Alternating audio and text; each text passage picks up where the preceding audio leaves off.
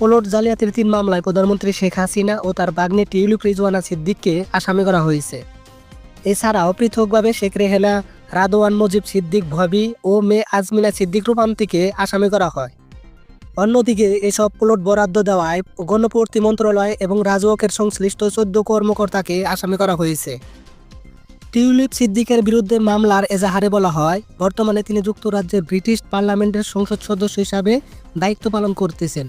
Tulip সিদ্দিকের বিরুদ্ধে মামলার এজাহারে বলা হয়, বর্তমানে তিনি যুক্তরাজ্যের ব্রিটিশ পার্লামেন্টের সংসদ সদস্য হিসাবে দায়িত্ব পালন করছেন।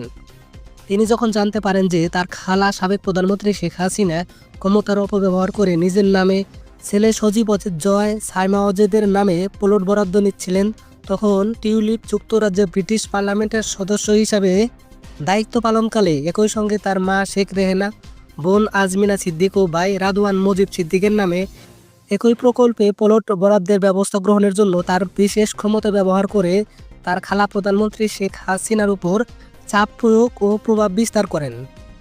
অভিযোগে বলা হয়, ক্ষমতার অপব্যবহার ও অনিয়মের মাধ্যমে তৎকালীন প্রধানমন্ত্রী শেখ হাসিনা রাজউকের উচ্চপদস্থ কর্মকর্তাদের সহযোগিতায় সরকারের ক্ষমতা ব্যবহার করে রাজনৈতিক বিবেচনায় প্লট বরাদ্দ দেন। তার খালার এত অনিয়ম আর সেই দুর্নীতির সাথে তার যুক্ত থাকার কারণে যুক্তরাজ্যের ব্রিটিশ পার্লামেন্টের সংসদ সদস্য থেকে তাকে পদত্যাগ করতে হয়।